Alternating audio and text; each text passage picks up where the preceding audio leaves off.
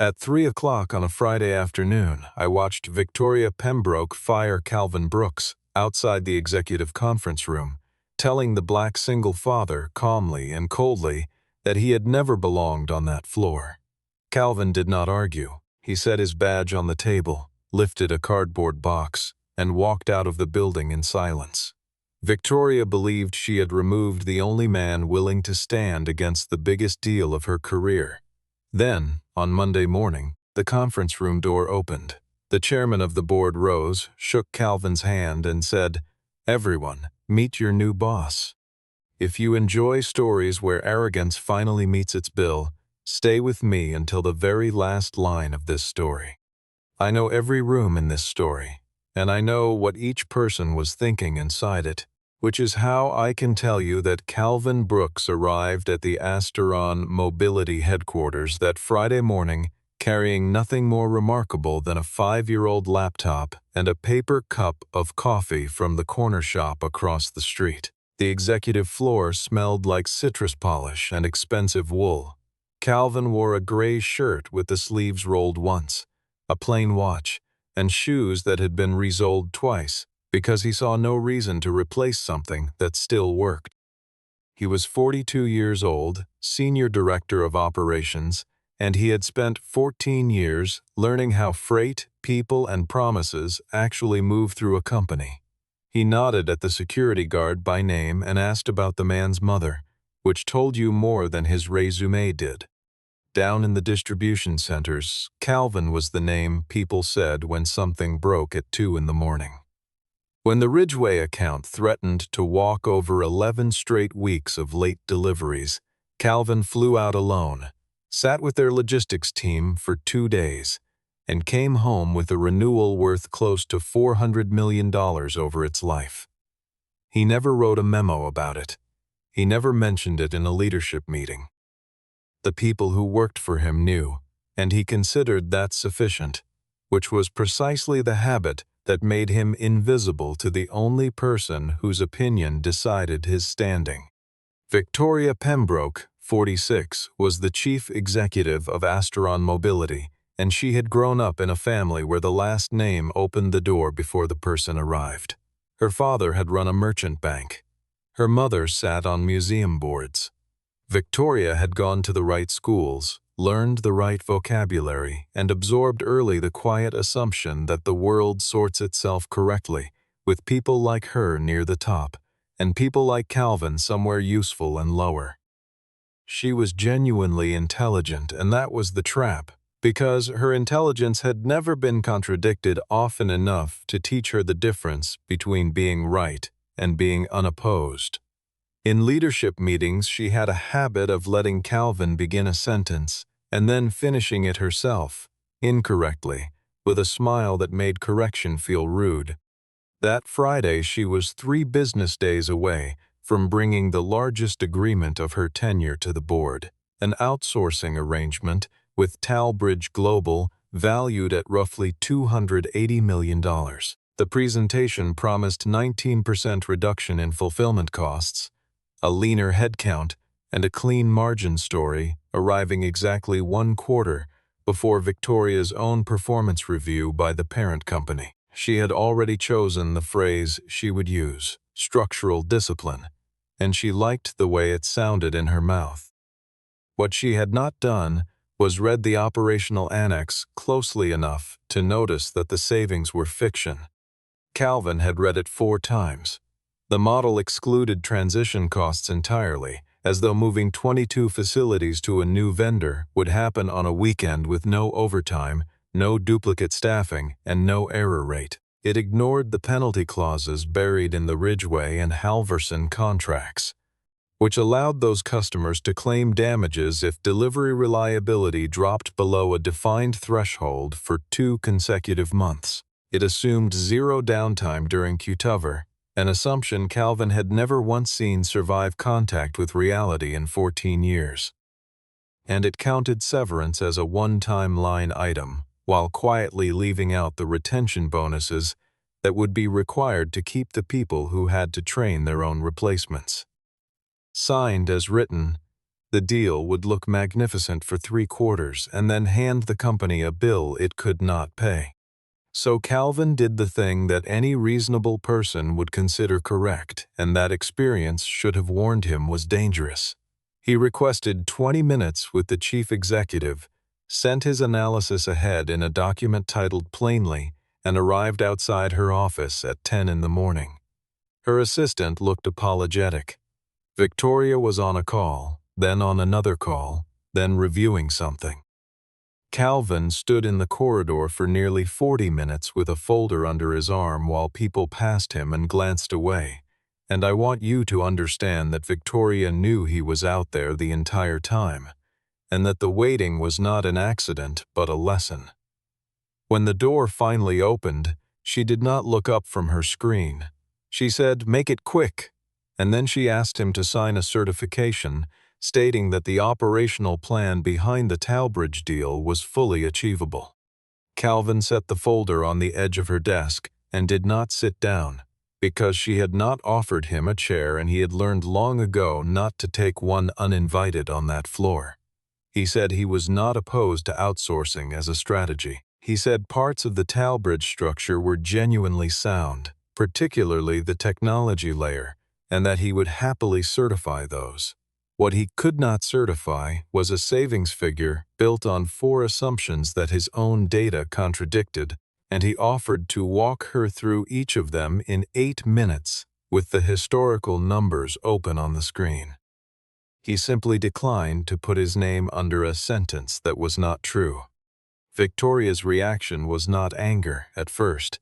It was something colder and more insulting, which was surprise. The particular surprise of a person discovering that a piece of furniture has opinions. She told him the certification was a formality, that the finance team had already validated the model, and that his role in the process was narrow by design. When Calvin pointed out that the finance team had validated the arithmetic rather than the operations, and that arithmetic on wrong inputs is still wrong, she closed her laptop. 20 minutes later, her assistant was booking a conference room, and by 11:30 Calvin was sitting at a long table with the chief financial officer, the general counsel, and 4 other executives, being asked to explain himself to an audience. Owen Caldwell, 51, the chief financial officer, sat with his pen capped and his eyes on the table. He had raised concerns about the transition costs 6 weeks earlier, once, softly, in an email phrased so carefully that it could be read as agreement, and when Victoria answered with a single line he had let the matter drop. He knew Calvin was right. Owen was not a villain and he never became one. He was the far more common thing, a competent man who could see exactly where the road ended and had decided that keeping his seat mattered more than the arrival.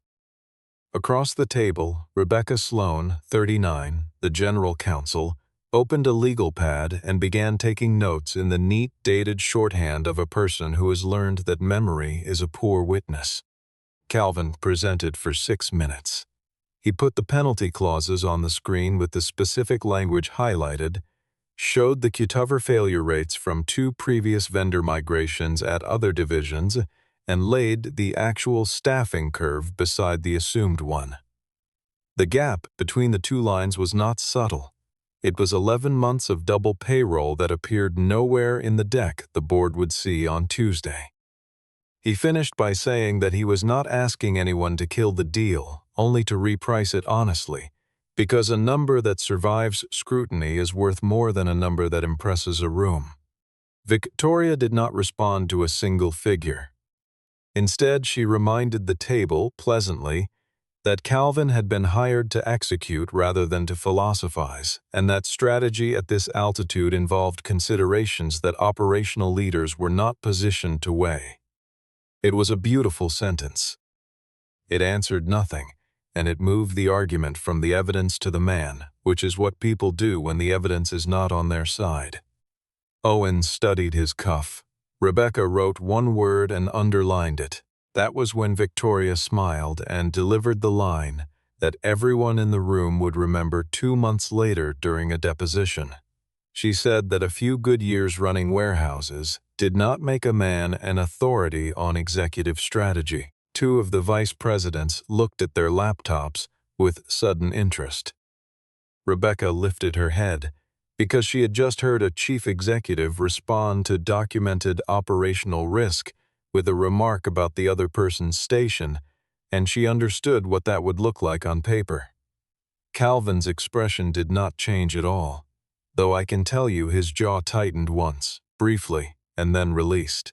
He answered without raising his voice. He said that his teams would be the ones absorbing the consequences of a failed cutover, that 1,100 people in 6 states would work double shifts to hide the gap, while the quarterly report stayed pretty, and that he owed those people an honest number more than he owed anyone in this room, a comfortable one.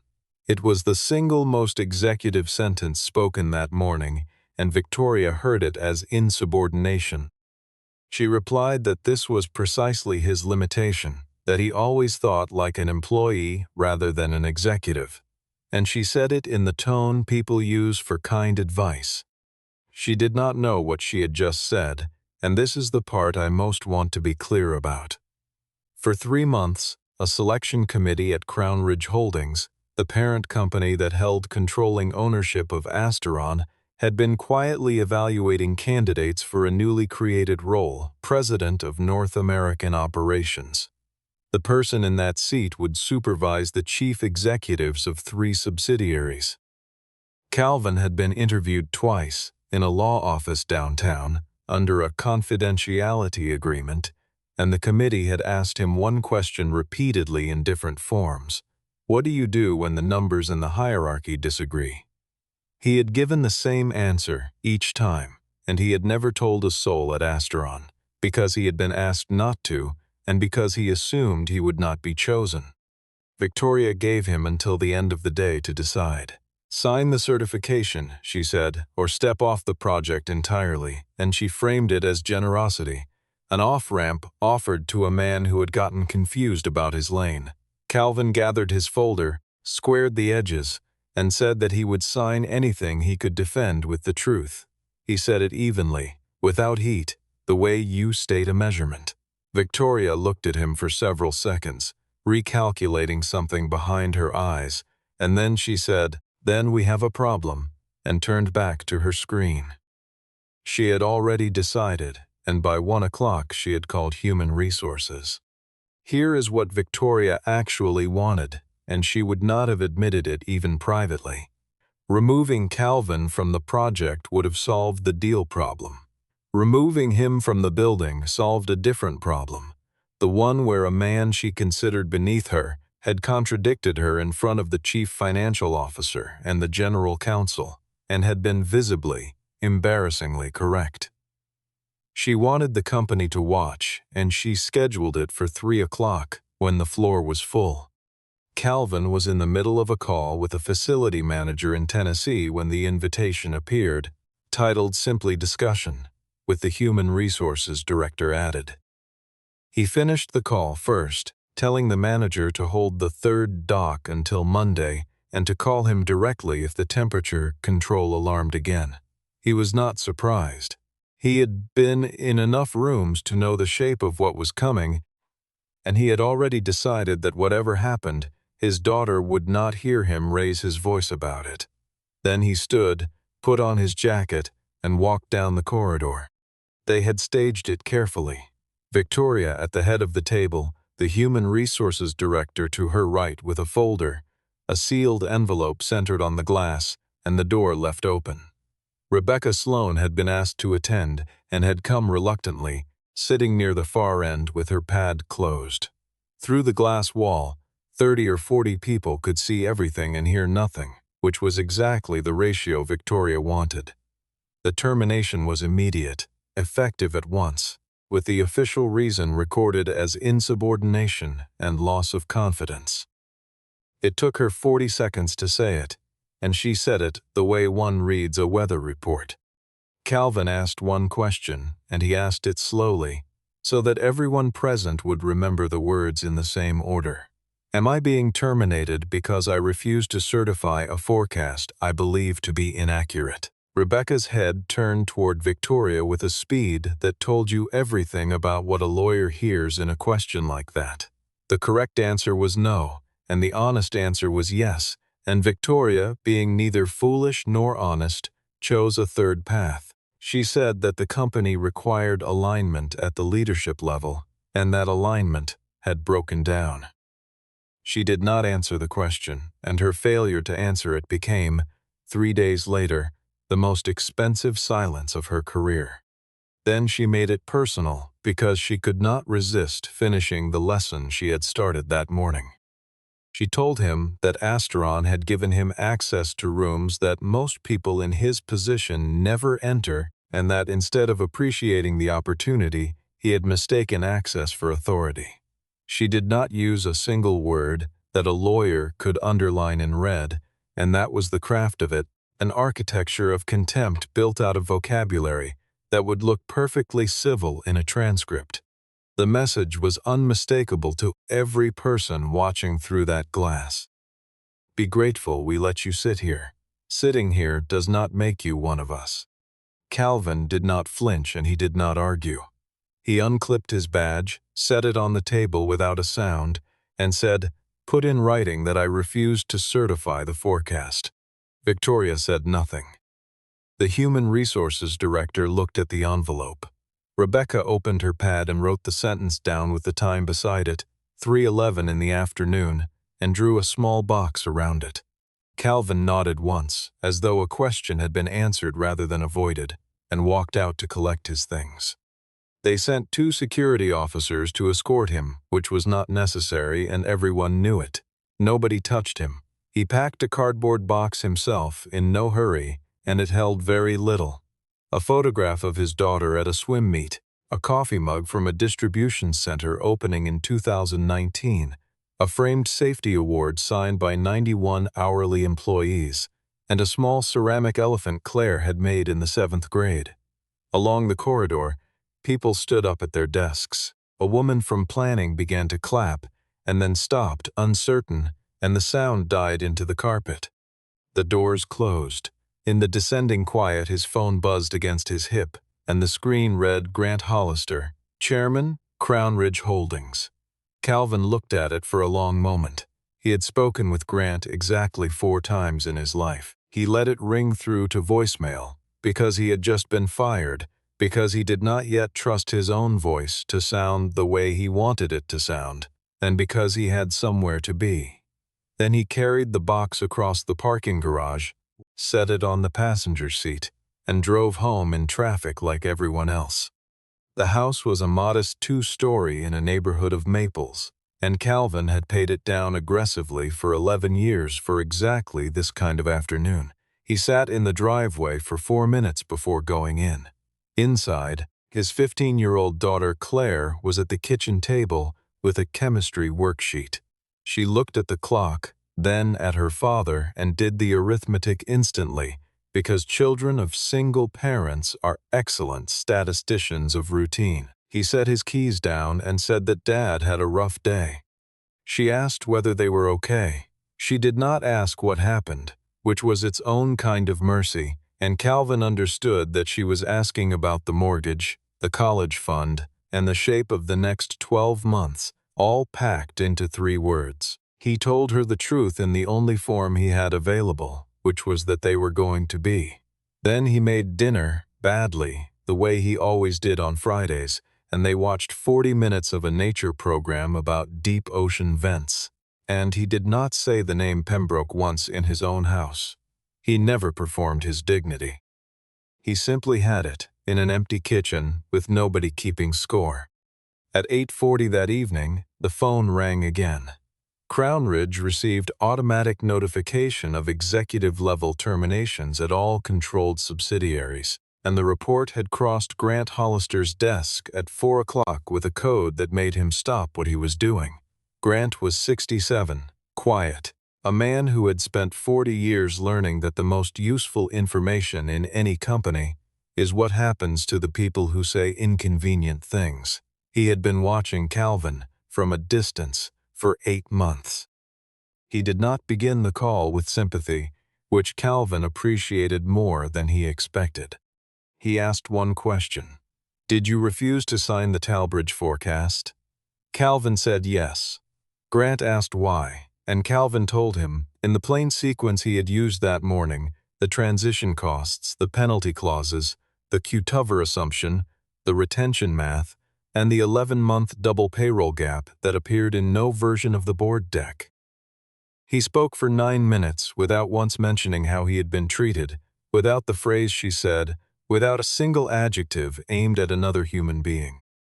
Grant listened, and in that listening he heard the answer to a question the committee had been circling for 3 months. There was a pause on the line long enough that Calvin checked whether the call had dropped. Then Grant asked him to send the full analysis, the original model, and the dated versions of both to a specific address at the parent company's outside counsel that night. Calvin said he had it, and that everything he had ever sent was on the company system where it belonged, and that he had preserved his own working copies exactly as policy allowed. Then Grant asked whether Calvin had told anyone about the interviews downtown in the spring, and Calvin said no, because he had been asked not to, and because he had assumed the role would go to someone with a more decorated background. I should tell you what Calvin did not know at that moment, because the honesty of this story depends on it. He did not know he was one of 2 finalists. He did not know that the committee had scheduled its final vote for the following week, or that a chief executive firing a finalist for refusing to falsify a forecast was the kind of data point that resolves a close decision instantly. He was not laying a trap. He had no leverage, no plan, no hidden card, and he spent part of that night at the kitchen table drafting a budget in which the family lived on savings for 9 months. The reversal that was coming was not his design. It was simply the consequence of 2 people being exactly who they had always been. Grant ended the call with 6 words that Calvin turned over for the rest of the weekend. "Keep your phone on this weekend." Nothing else, no promise, no explanation, and Calvin was too disciplined to build a fantasy on an ambiguous sentence. He sent the files at 9:10, then lay awake until 1 in the morning, thinking mostly about a facility manager in Tennessee and a temperature alarm on the 3rd dock. He had been fired 6 hours earlier, and he was still worried about someone else's cold chain. And that is the difference between the 2 people at the center of this story. Victoria Pembroke slept extremely well. On Saturday morning, she took a tennis lesson and returned to a house with a view of the river, feeling the lightness that comes from having settled something. At 11, she sent a note to her leadership team stating that Calvin Brooks was no longer with the organization, and that operational certification for the Talbridge program would be handled through the finance office effective immediately. 2 replies came within the hour, both from vice presidents who had watched through the glass and understood the assignment. One called the decision courageous. The other used the word overdue. Victoria read them twice. She was not a monster, and I refused to draw her as one, because a caricature would let too many real people off the hook. In her own account of herself, she was a leader who had made a hard call about a stubborn subordinate who could not see past his own department. She believed he had never learned the political grammar required at her level, and she was correct about that, though she had the value sign backward. Mostly she was angry in a way she would not name, angry that a man she had privately filed under useful had made her look uninformed in front of Owen and Rebecca, and she had needed the room to see that correcting her carried a cost. The first strange thing happened at 11:40. Her assistant forwarded a cancellation. Grant Hollister's standing Saturday call with her, a 30-minute check-in they had held nearly every week for 2 years, removed with no replacement offered and no reason given. Victoria told herself he was traveling. At 12:15, the General Counsel of Crown Ridge requested the complete Talbridge file, every draft, every model version, Every piece of correspondence delivered by 5 o'clock. At 1:30, Corporate Human Resources requested the full termination package for Calvin Brooks, including all supporting documentation and the names of everyone present in the room. Victoria read that one 3 times and felt, for the first time, something cold move through her stomach. At 2:40, she saw the calendar entry. Emergency Governance Committee, Saturday, 6 o'clock in the evening, and she was not on the attendee list. She was the chief executive of the largest subsidiary in the group, and a governance committee was meeting on a weekend without her. She called Owen Caldwell, who answered on the 4th ring, sounding like a man who had been staring at his phone waiting for it to ring and hoping it would not. She asked him whether he had said anything. Owen said no, truthfully, and then he said, more quietly, that he had been asked to make himself available Sunday morning, and Victoria hung up without saying goodbye. Rebecca Sloan spent that afternoon in her home office with her legal pad and a decision to make. She was not a crusader. She had a mortgage, a 9-year-old, and a career built on being the steady person in the room. But she kept returning to the same 40 seconds. A documented operational objection, a direct question about the reason for termination, and a chief executive who chose not to answer it in front of witnesses. She had also, that morning, reread the email in which Victoria instructed her to review the certification language to ensure it was, in Victoria's phrase, appropriately broad. When Crownridge's counsel called at 3, Rebecca answered honestly and completely, and she read her contemporaneous notes aloud, including the sentence about warehouses. At the same hour, 12 miles away, Calvin sat in a conference room on the 31st floor of a downtown law office with 4 members of the Crownridge Selection Committee and a pitcher of water nobody touched. They told him what he had not known, that he had been a finalist since April, that the committee had reviewed his work at the 2 distribution centers he had kept open in 2023, the Ridgeway renewal, and the restructuring alternative he had submitted through channels in February that had reached the parent company without his knowledge. They told him the vote had been scheduled for the following Thursday. Then they told him it had been moved to Sunday. Grant Hollister arrived at 4 and asked the only question that mattered, and he asked it without softening. If we appoint you, Victoria Pembroke reports to you. Can you handle that without turning it into a personal reckoning? Because if this becomes a story about one man settling a score, we lose 3 subsidiaries and 11,000 employees while you enjoy yourself. The room was very quiet. Calvin took his time because he had been asked a serious question, and he did not believe in fast answers to those. Then he said the thing that defines him, and I have repeated it to myself many times since. If you want revenge, choose somebody else.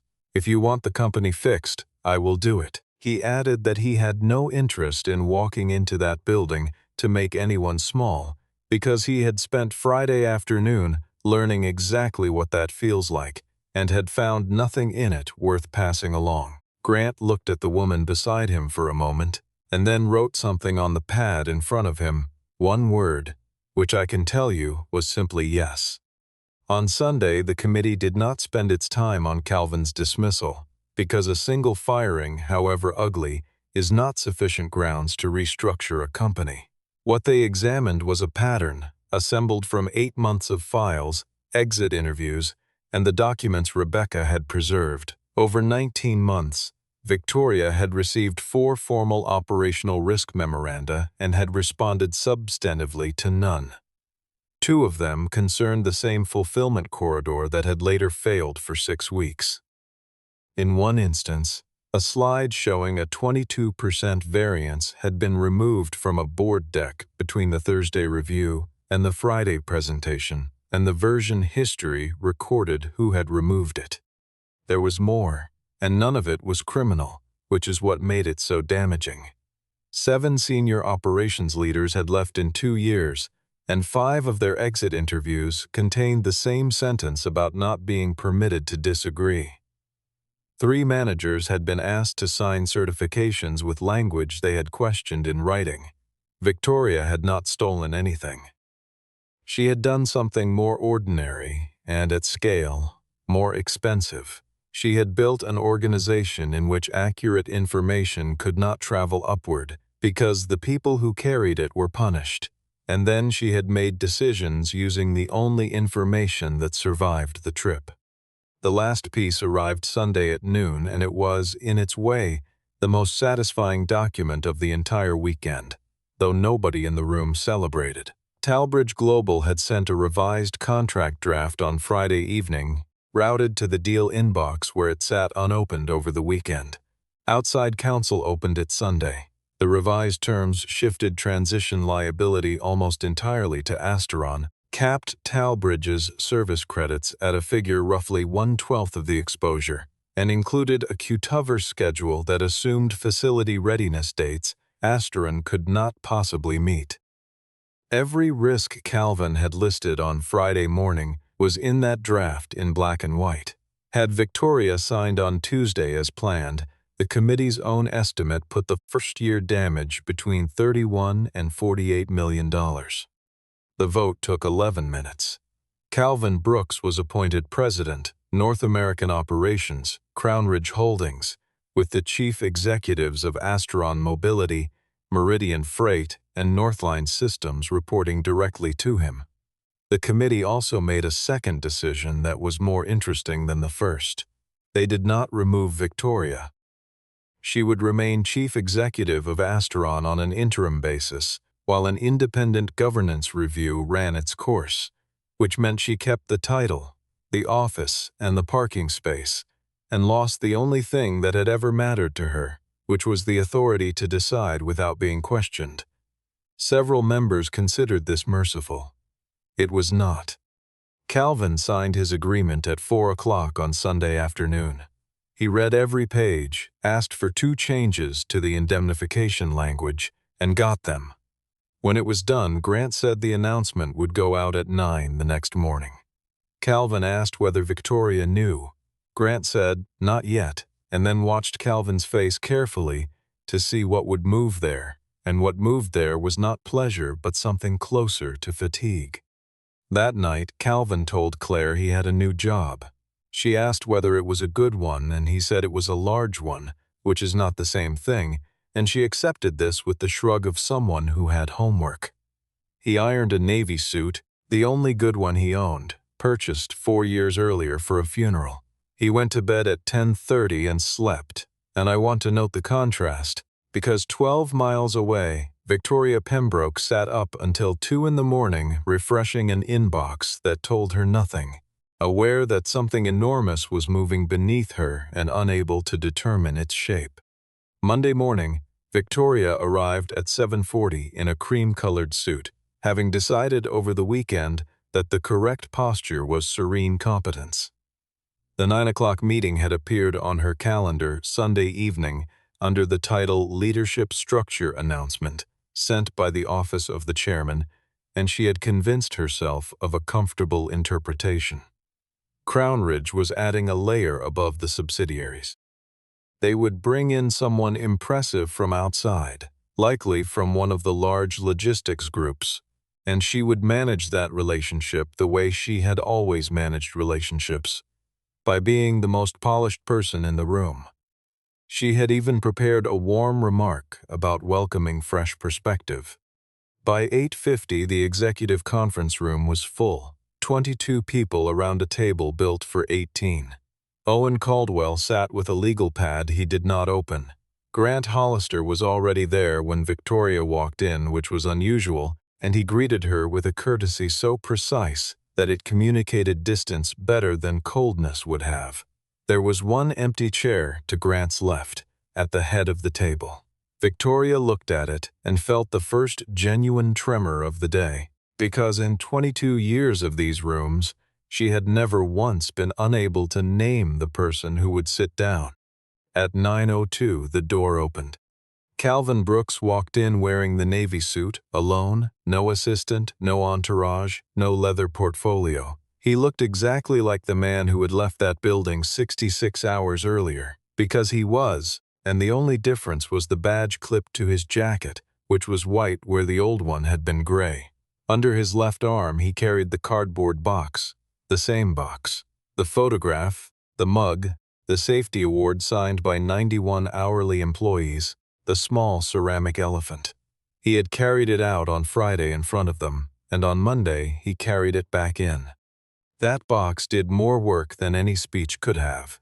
It was not theater. He brought it because his belongings were in it, and he had a new office to put them in. But every person in that room had watched him leave with it, and now the object was back, and the meaning assembled itself without a word from him. Owen Caldwell closed his eyes for a moment. Victoria did not move at all, and her first coherent thought, she later admitted, was that he had come with a lawyer and that the box was evidence. Grant Hollister stood. He shook Calvin's hand and said that he would like everyone to meet Crownridge's new president of North American operations. Nobody spoke. Somebody's pen rolled off a pad and hit the carpet, and the sound was enormous. Grant continued, unhurried, in the flat voice of a man reading a fact rather than delivering a blow. Effective immediately, the chief executives of Astron Mobility, Meridian Freight, and Northline Systems report directly to Mr. Brooks. He named all three companies deliberately, and then he sat down. Victoria Pembroke's face did something I have rarely seen on a person of her training. It did not crumple. It went through 4 expressions in perhaps 2 seconds, all of them arriving and departing before she could select one, and what remained afterward was a kind of careful blankness that fooled nobody. 66 hours earlier she had told this man that he had mistaken access for authority. He now held authority over her directly, formally, and in front of every executive who had watched her say it. She reached for her water glass, decided against it, and put her hand back in her lap. Calvin walked to the empty chair at the head of the table and set the cardboard box down beside it, on the floor, without ceremony. He unbuttoned his jacket, sat, and looked down the table at the woman who had fired him, and the entire room braced for the sentence that would follow. What he said was, "Good morning, Victoria." That was all. No edge, no irony, no pause for effect, the ordinary greeting of a colleague beginning a meeting, and it landed harder than anything cruel could have, because cruelty would have made him her equal in the exchange, and courtesy made the asymmetry total. Then he ran the meeting. He thanked Grant, introduced himself in 4 sentences to people who had known him for a decade, and stated that he would meet each subsidiary chief executive individually within 72 hours. He said he had one immediate directive. The Talbridge Global Agreement was suspended pending an independent operational and financial audit, with no signature authority exercised by anyone at Astron until that audit was complete. He said it without looking at Victoria when he said it, which was itself a courtesy, and which she understood perfectly well. She fought, and I respect her slightly for fighting, because folding would have been easier. She said, evenly, that he did not understand what was at stake, that Talbridge had competing interest, that the board expected the margin improvement this year, and that a suspension would signal instability to the market at the worst possible moment. It was a decent argument delivered under impossible conditions. 2 of the vice presidents nodded, out of habit more than conviction. Owen Caldwell studied the table with tremendous concentration.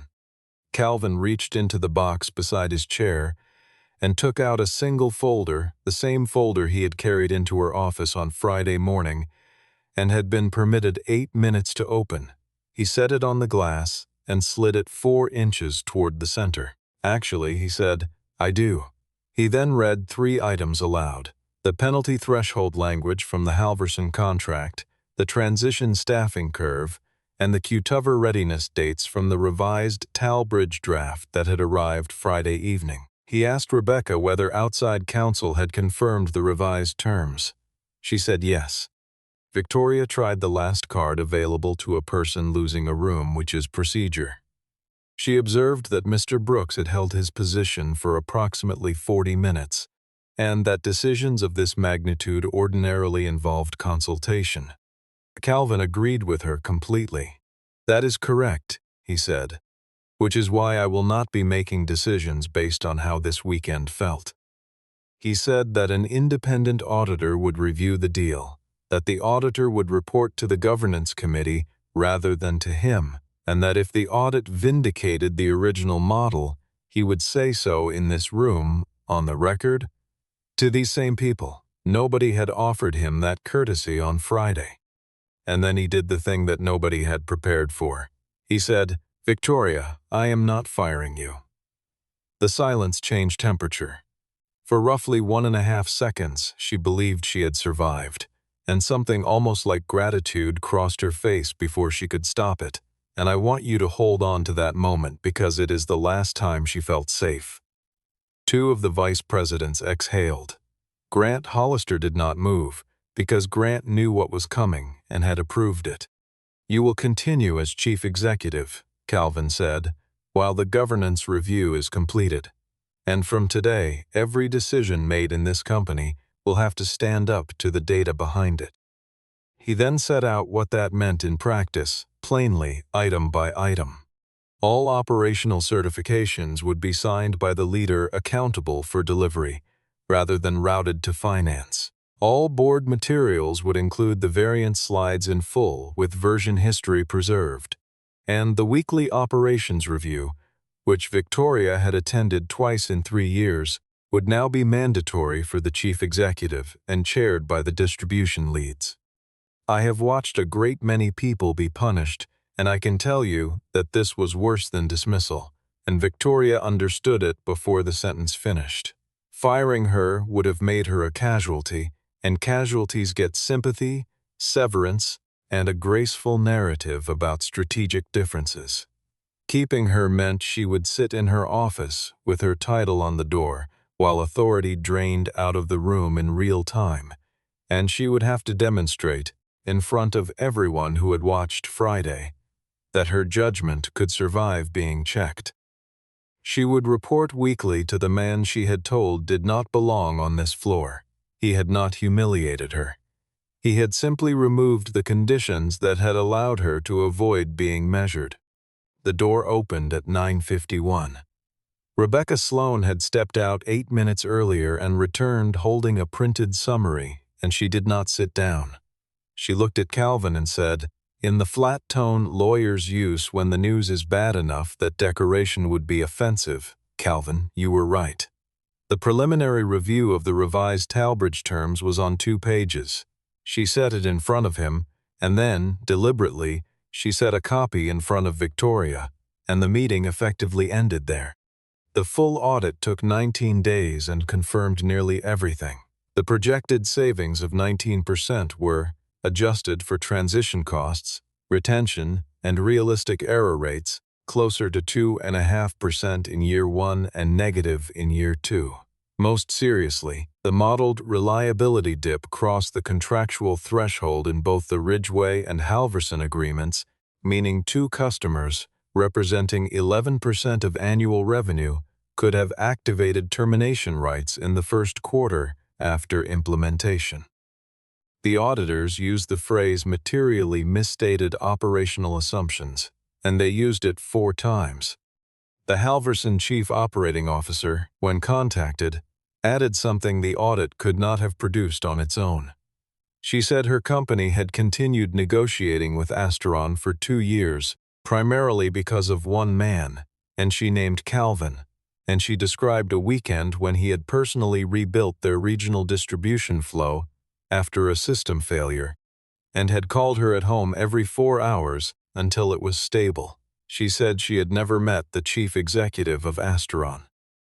Victoria read that transcript alone in her office at 7 in the evening, and it is the only point where I believe she understood something.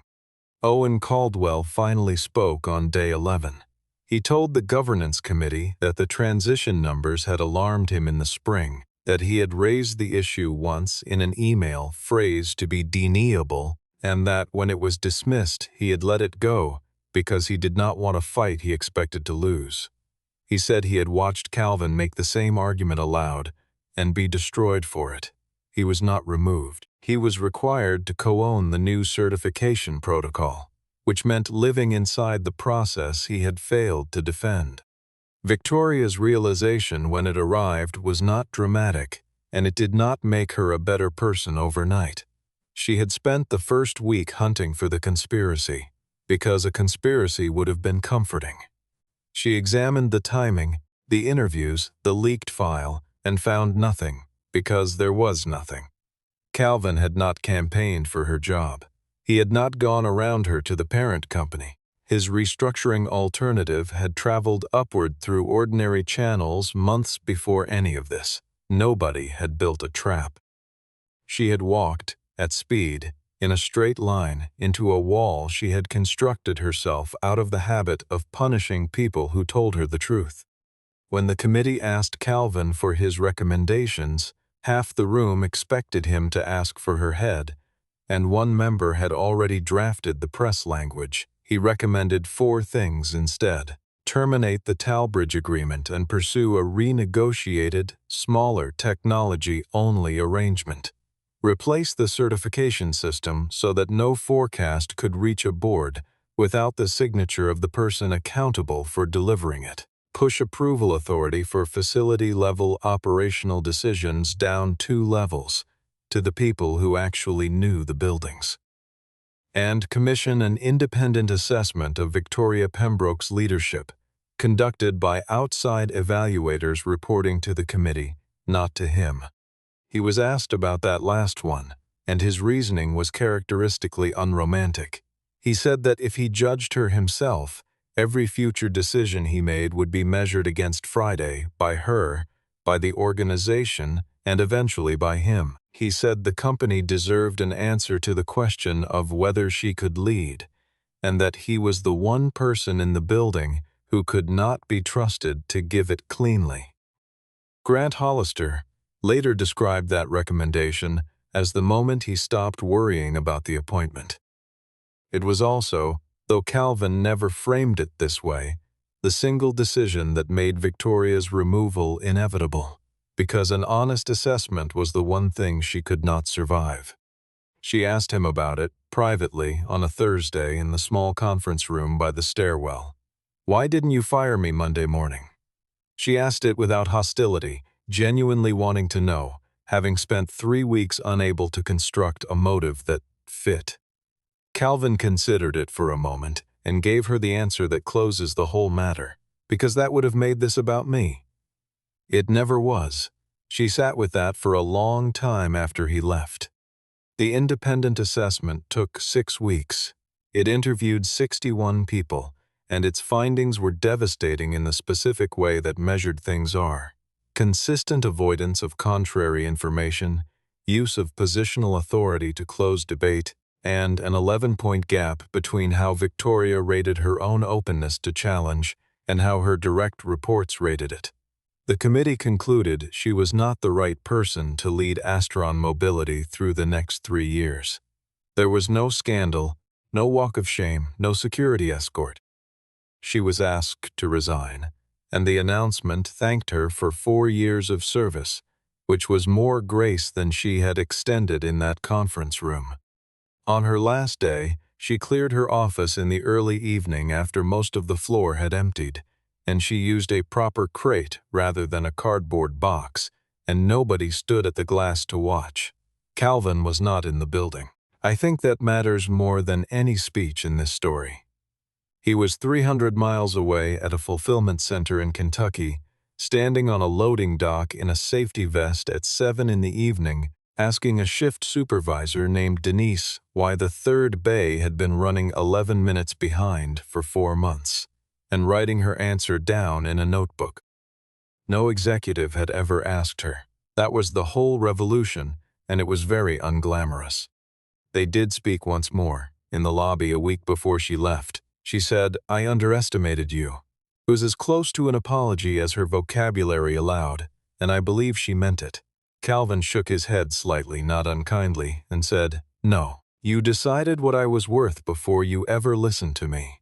Then he wished her well, and he meant that too, and she walked out through the revolving doors into a cold evening and out of this story. She landed somewhere else eventually, at a smaller firm, and I am told she is different now. The new chief executive of Astron was appointed 11 weeks later, a regional vice president who had run the Western Corridor for 6 years and had twice been passed over for candidates with better pedigrees and worse results.